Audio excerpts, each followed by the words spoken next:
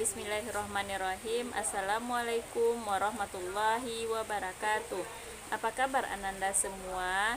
Ibu harapkan Ananda dalam keadaan sehat walafiat. Kembali lagi bertemu dengan Ibu Rahmatika Putri dalam pembelajaran pendidikan agama Islam, pembelajaran 5 Rasul Allah Idolaku, dengan subtema Kisah Teladan Nabi Daud. Dengan tujuan pembelajaran, setelah mengamati PowerPoint, peserta didik dapat menganalisis kisah teladan Nabi Daud dengan baik. Tujuan yang keduanya, setelah mengamati video pembelajaran, peserta didik dapat menyimpulkan kisah keteladanan Nabi Daud. Selamat menyaksikan video berikut.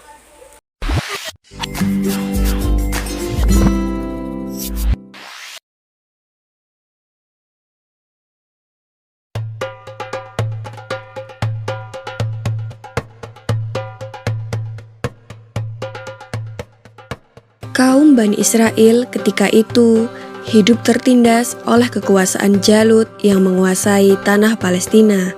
Jalut adalah seorang penguasa kejam dan bertubuh sangat besar seperti raksasa. Pada masa itu, tidak ada satu manusia pun yang berani dan mampu melawan Jalut. Allah Subhanahu wa Ta'ala kemudian mengangkat seorang penggembala Bani Israel yang bernama Talut untuk menjadi pemimpin kaum mereka, di mana saat itu Bani Israel dikenal mempunyai sifat keras kepala.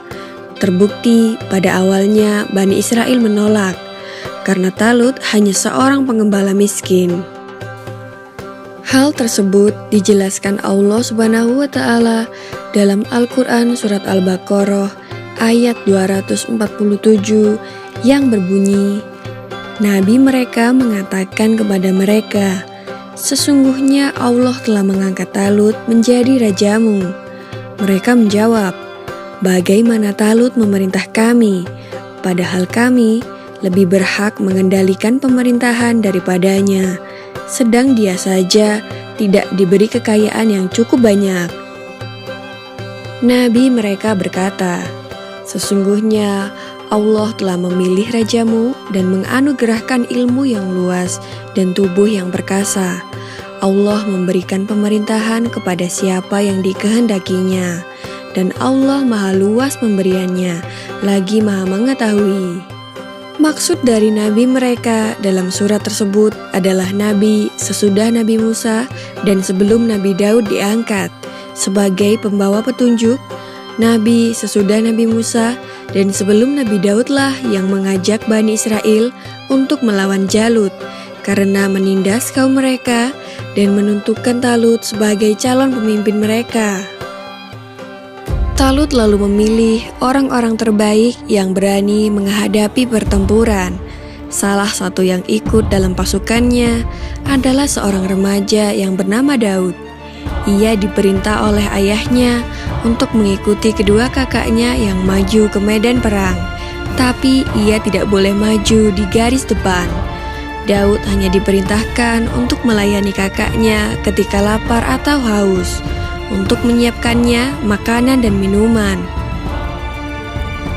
Jumlah pasukan Talut saat itu jauh lebih sedikit dibandingkan dengan pasukan Jalut sang penindas. Jalut adalah seorang panglima perang yang bertubuh besar dan setiap orang yang berhadapan dengannya selalu kalah. Talut lalu berdoa kepada Allah Subhanahu wa Ta'ala, ya Tuhan kami, curahkanlah kesabaran atas diri kami dan kokohkanlah pendirian kami dan tolonglah kami dalam menghadapi orang-orang kafir. Maka dengan kekuatan doa itu, mereka menyerbu pasukan Jalut dengan gagah berani. Pasukan Jalut tak mengira bahwa lawannya yang berjumlah sedikit itu mempunyai keberanian bagaikan singa yang terluka. Dan pada akhirnya, pasukan Jalut dapat dikalahkan, sehingga hanya tersisa Jalut dan beberapa pengawalnya saja. Talut dan pasukannya tak ada yang mampu menghadapi raksasa itu. Talut pun lalu berkata, siapa yang dapat mengalahkan Jalut, maka ia akan diambil sebagai anak menantuku dan akan mewarisi kerajaan. Lalu di saat itulah Nabi Daud yang masih remaja mengajukan diri untuk bertarung melawan Jalut.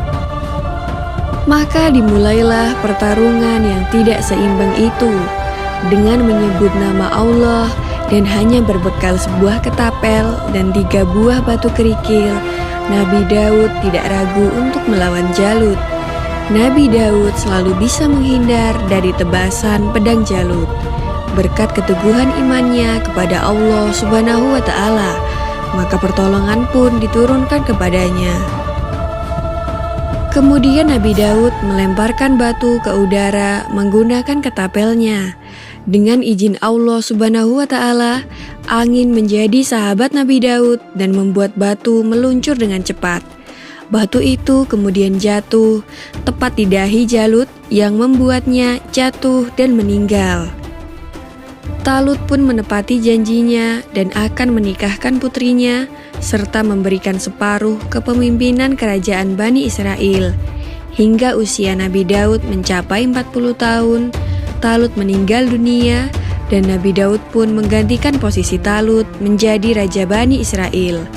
Tak hanya itu, Allah pun mengangkat Nabi Daud alaihissalam sebagai Nabi dan Rasul, serta diturunkan kepadanya kitab suci Zabur.